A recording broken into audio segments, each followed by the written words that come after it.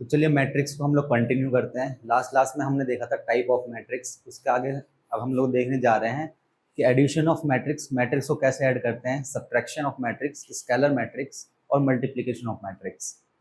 तो चलिए, जैसे कि आपने पिछली क्लास में देखा था कि मैट्रिक्स होता क्या है, टाइप ऑफ मैट्रिक्स, तो सबसे पहले हम लोग बात करते हैं एडिशन ऑफ मैट्रिक्स की।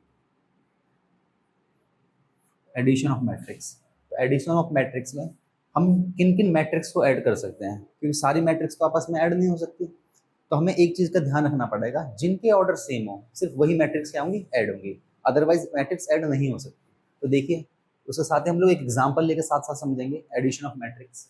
एडिशन ऑफ मैट्रिक्स में सपोज मेरे पास कोई ए मैट्रिक्स आपके पास गिवन है 2 3 4 5 एंड साथ में आपको बी मैट्रिक्स गिवन है 1 2 3 एंड 7। ठीक है, हमारे पास दो मैट्रिक्स गिवन है, ए मैट्रिक्स एंड बी मैट्रिक्स। अब इनको हम एडिशन करेंगे। तो एडिशन करने से सबसे पहले आपको देखना पड़ेगा कि क्या इसका एडिशन पॉसिबल है। तो आप लोग देखिए इसका ऑर्डर कितना है। आपको जैसे लास्ट क्लास में बताया था, ये रो होता है और ये क्या होता है, कॉलम होता है। तो देखिए दो रो है, दो कॉलम है, तो हाँ इसका ऑर्डर कितना है 2 × 2। और इस वाली मैट्रिक्स को देखें तो इस वाली मैट्रिक्स का ऑर्डर कितना है 2 × 2। जब दोनों मैट्रिक्स का ऑर्डर सेम है तो हम इसको क्या कर सकते हैं, एडिशन कर सकते हैं। तो चलिए इसका एडिशन कर लेते हैं हम लोग। a + b = देखिए 2 + 1, करस्पॉन्डिंग साइड्स जो होंगी सिर्फ वही ऐड होंगी। 2 + 1, इस वाले के लिए हम देखेंगे 3 + 2, इस वाले के लिए देखेंगे 4 + 3 और इसके लिए देखेंगे 5 + 7, 5 + 7। तो आप लोग देख पा रहे होंगे कि इसका एडिशन करेंगे तो यहाँ पे 3 आएगा, यहाँ पे 5 आएगा, उसके बाद से यहाँ पे 7 आएगा और यहाँ पे 12 आएगा। ये बहुत सिंपल है एडिशन ऑफ मैट्रिक्स। और उसके बाद से हम लोग देखते हैं सब्ट्रैक्शन ऑफ मैट्रिक्स। तो एक काम करता हूँ मैं, एडिशन जिसका हमने किया, सब्ट्रैक्शन भी इसी का कर लेते हैं। तो यहाँ पे हम इसको लिख सकते हैं addition and subtraction. Semi matrix का हम लोग एडिशन कर लेते हैं, सब्ट्रैक्शन कर लेते हैं। तो यहाँ पे आपका कॉन्सेप्ट ज़्यादा क्लियर होगा। देखिए अगर मैं सब्ट्रैक्शन कर रहा हूँ तो a - b, तो सबसे पहले आपको क्या लिखना पड़ेगा, ए मैट्रिक्स लिखनी पड़ेगी। ए मैट्रिक्स क्या आपके पास 2। अब सब्ट्रैक्शन करेंगे, ए में से बी को करेंगे, तो जो हमने पहले लिखा है ए, उसके एलिमेंट्स को हम लोग पहले लिखेंगे। तो कितना होगा यहाँ पे 2 - 1, देन यहाँ पे 3 - 2, देन यहाँ पे देखेंगे 4 - 3, उसके बाद से 5 - 7।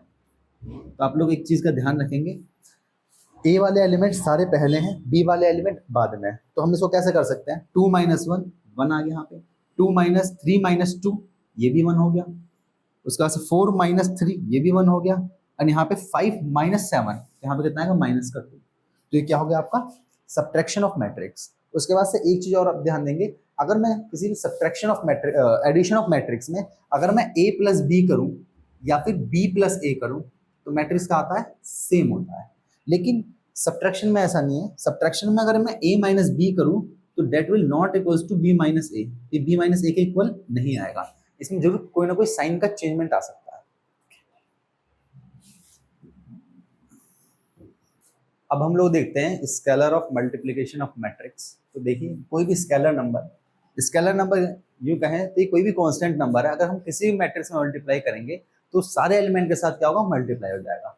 तो जैसे मेरे पास सपोज ए कोई मैट्रिक्स है, लेट सपोज मानता हूँ A B C D, ABCD एक मैट्रिक्स है, ए मैट्रिक्स है जिसके एलिमेंट है ABCD। सपोज इसके अंदर मैं कोई भी स्केलर नंबर मल्टीप्लाई करता हूँ, लेट सपोज मैं कर देता हूँ K, स्मॉल k A, तो क्या होगा k क्या हमारे पास कोई भी कांस्टेंट नंबर है या फिर स्केलर नंबर है। अब A मैट्रिक्स के साथ मल्टीप्लाई हो रहा है तो A B C D, तो इसका मल्टीप्लिकेशन, इसका प्रोडक्ट कितना आने वाला है, k का हम हर एलिमेंट के साथ मल्टीप्लाई कर देंगे। तो k A k B k C k D, ठीक है। अब इसमें मैं एक एग्जांपल ले लेता हूँ। लेट्स सपोज एग्जांपल, हमारे पास कोई ए मैट्रिक्स है, ए मैट्रिक्स है हमारे पास। ए मैट्रिक्स में हम लोग मान लेते हैं sin theta cos theta tan theta and again -sin theta. हमारे पास कोई ए मैट्रिक्स है, उसके अंदर हम कोई भी कांस्टेंट या फिर कोई भी स्केलर नंबर मल्टीप्लाई करते हैं। तो लेट सपोज मैंने इसके अंदर कोई नंबर 5 मल्टीप्लाई कर लिया, 5a निकालना है मेरे को, तो क्या होने वाला है, सिंपली 5 का मल्टीप्लाई हम लोग क्या करेंगे, 5 का मल्टीप्लाई इस पूरे मैट्रिक्स के साथ में कर देंगे। तो कितना आएगा, sine theta cos theta tan theta and minus का साइन थीटा। तो ये आपके पास आ गया 5 sine theta 5 cos theta 5 tan theta and minus का 5 साइन थीटा।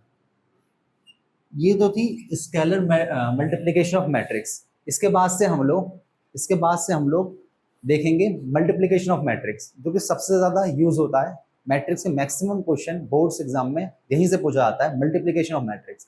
इसके अंदर ऑर्डर को समझना बहुत जरूरी है, क्योंकि हर मैट्रिक्स एक दूसरे से मल्टीप्लाई नहीं होती है। और जैसे कि हमने देखा था एडिशन और सब्ट्रैक्शन में कि ऑर्डर सेम होने चाहिए, यहाँ पे ऐसा नहीं है, ऑर्डर सेम होना चाहिए। यहाँ पे मैं बताऊंगा कि आपको ऑर्डर देखना है कि इसका रिजल्टेंट ऑर्डर क्या आने वाला है और क्या ये मल्टीप्लिकेशन हो सकता है नहीं हो सकता। चलिए देखते हैं मल्टीप्लिकेशन ऑफ मैट्रिक्स। इस चीज का कॉन्सेप्ट यूज होगा मल्टीप्लिकेशन ऑफ मैट्रिक्स में। और हाँ, इसको हम एडिशन में भी और सब्ट्रैक्शन में भी कहीं पे भी कर सकते हैं। तो देखिए मल्टीप्लिकेशन ऑफ मैट्रिक्स। अगला टॉपिक है मल्टीप्लिकेशन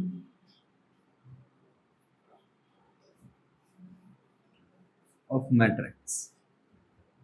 मल्टीप्लिकेशन ऑफ मैट्रिक्स, तो हमारे पास सपोज दो मैट्रिक्स गिवन है। ए मैट्रिक्स है हमारे पास, suppose A1 B1 C1 D1। ए मैट्रिक्स है हमारे पास A1 B1 C1 D1। उसके बाद हमारे पास कोई दूसरा बी मैट्रिक्स है। बी मैट्रिक्स मान लेता हूं मैं A2 B2 C2 and D2। ठीक है, ए मैट्रिक्स है, बी मैट्रिक्स है। अब इन दोनों का मल्टीप्लिकेशन करना है। तो मल्टीप्लिकेशन होगा कैसे, इसके देखिए। इसका ऑर्डर कितना है 2 इंटू 2, इसका ऑर्डर कितना है 2 इंटू 2। दोनों का ऑर्डर सेम है, तो क्या केवल दोनों का ऑर्डर सेम होने पे ही मल्टीप्लिकेशन होंगे मैट्रिक्स? ऐसा नहीं है। इसके अंदर हम लोग और एग्जांपल देखेंगे नेक्स्ट क्वेश्चन में, वहां पर आपको समझने को मिलेगा कि ऑर्डर जरूरी नहीं है। ऑर्डर कंपलसरी है कि सेम होगा, पर ऐसा कंपलसरी नहीं है तो सेम ना हो ऑर्डर। तो देखिए यहाँ पे ये चीज जो है सेम होनी चाहिए। ये चीज क्या है, सेम होनी चाहिए। अगर मैं मल्टीप्लिकेशन कर रहा हूँ a इंटू बी का, तो मैं सबसे पहले इनके ऑर्डर को साथ के साथ लिखूंगा। ये दोनों क्या होने चाहिए, सेम होने चाहिए। यहाँ पे लिख देता हूँ ये दोनों सेम होने चाहिए। अगर ये दोनों सेम है तो ही मल्टीप्लिकेशन होगा, अदरवाइज मल्टीप्लिकेशन नहीं होगा। इसका रिजल्टेंट क्या आएगा, रिजल्टेंट ये लास्ट के दो डिजिट, ये आएगा आपका रिजल्टेंट, ये आएगा आपका रिजल्टेंट। यानी कि मैट्रिक्स को सॉल्व करूंगा तो जो इसका रिजल्टेंट मैट्रिक्स आएगी उसकी ऑर्डर कितना होने वाला है 2 इंटू 2। ये हम आगे क्वेश्चंस में देखेंगे। तो अगर मैं इसका मल्टीप्लाई करता हूँ ए बी, देखिए ए बी का अगर मल्टीप्लाई करते हैं हम लोग, तो सबसे पहले मेरे को ए और बी एक साथ लिखना होगा। A1 B1 C1 D1, ये ए मैट्रिक्स है। बी मैट्रिक्स क्या हो गया हमारे पास A2 B2 C2 और D2। ठीक है, चलिए अब इन दोनों का मल्टीप्लिकेशन कैसे करेंगे। इसमें देखिए इन दोनों के ऑर्डर 2 2 सेम है, तो ये मल्टीप्लिकेशन पॉसिबल है। और रिजल्टेंट कितना वाला है, आने वाला है, ये जो लास्ट की डिजिट बचती है ये आता है रिजल्टेंट। तो देखिए इसके अंदर हम कैसे करेंगे, सर ये वाला रो इस वाले कॉलम के साथ मल्टीप्लाई होगा। तो हम क्या ले सकते हैं A1 A2 प्लस लगेगा इसके अंदर, साथ में A1 A2 plus B1 C2 plus B1 C2।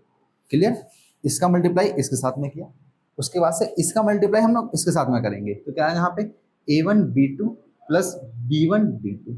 यहाँ तक क्लियर सबको।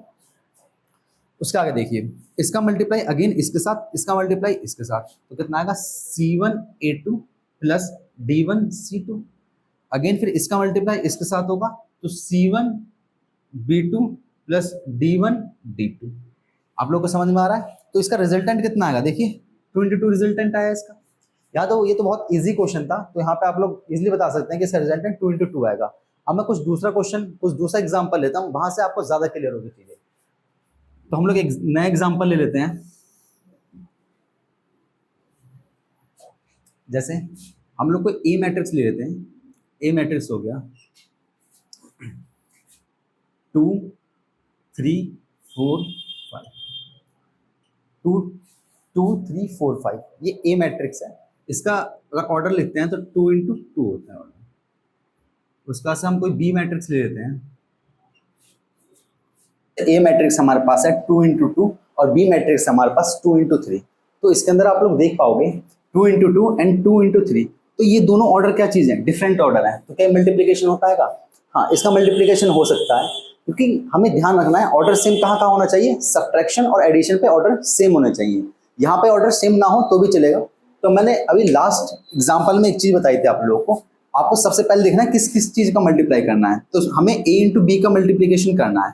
तो सबसे पहले इसके ऑर्डर को हम लोग साइड में लिख के देखते हैं। तो देखिए ए का ऑर्डर कितना है 2 इंटू 2, बी का ऑर्डर कितना है 2 इंटू 3। तो आप लोग को हमने बताया था कि ये दोनों चीज क्या होनी चाहिए, सेम। अगर ये दोनों चीज हमारे पास सेम है, इसका मतलब है कि मल्टीप्लिकेशन हो सकता है। अगर ये दोनों चीज डिफरेंट होगी तो मल्टीप्लिकेशन नहीं हो सकता। उसके बाद से रिजल्टेंट कौन सा आने वाला है, रिजल्टेंट हमारे पास ये आने वाला है, ये क्या आने वाला है, रिजल्टेंट मैट्रिक्स आने वाला है।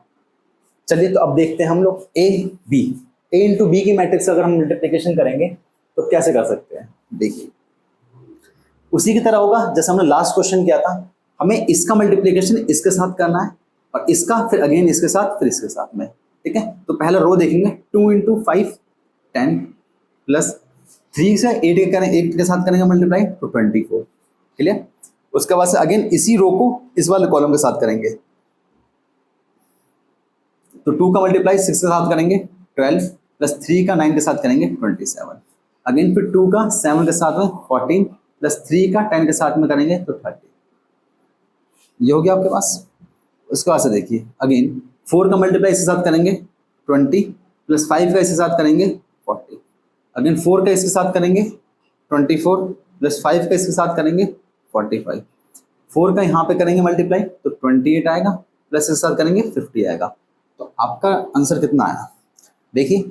अब हम सिंपली सबको एडिशन कर देना इनका, तो कितना आ जाएगा आपके पास 34, यहाँ पे आ जाएगा 9 और 3 39, यहाँ पे 4 44, अगेन यहाँ पे 60 आ जाएगा, यहाँ पे 9 और 6 69, अगेन यहाँ पे 8 और 7 78। तो यहाँ पे इसका a इंटू बी का ऑर्डर कितना आ गया, a इंटू बी का मैट्रिक्स 34 39 44 60 69 एंड 78। तो इसका ऑर्डर कितना है, ऑर्डर आप लोग देख सकते हैं 2 इंटू 3। और हमें अगर एमसीक्यूज में पूछा जाए कि इन दोनों मैट्रिक्स का रिजल्टेंट जो मैट्रिक्स आएगी उसका ऑर्डर कितना आने वाला है, तो हमें सॉल्व करने की जरूरत नहीं है, हम यहीं से बता सकते हैं इन दोनों मैट्रिक्स को देख करके इसका ऑर्डर कितना आने वाला है 2 इंटू 3, ये दोनों सेम होने चाहिए। अच्छा तो यहाँ पे एक क्वेश्चन पुट अप होता है हमारे पास कि क्या b इंटू ए हो सकता है, कहीं पॉसिबल है b इंटू ए का मैट्रिक्स पॉसिबल है, तो कैसे हो सकता है। तो एक बार हम सिर्फ देखते हैं पॉसिबल है या नहीं। तो देखिए b इंटू ए, तो सबसे पहले b का ऑर्डर लिखना है हमें, b का ऑर्डर कितना है 2 इंटू 3, ठीक है। उसके बाद से a का ऑर्डर लिखना है कितना है 2 इंटू 2। तो क्या ये दोनों सेम है हमारे पास, सेम नहीं है। तो जब हमारे पास ये सेम नहीं है तो इन दोनों का मैट्रिक्स का मल्टीप्लिकेशन पॉसिबल नहीं है। तो इसी टाइप के क्वेश्चन आप लोग और प्रैक्टिस कर लेंगे एनसीईआरटी में। Thank you.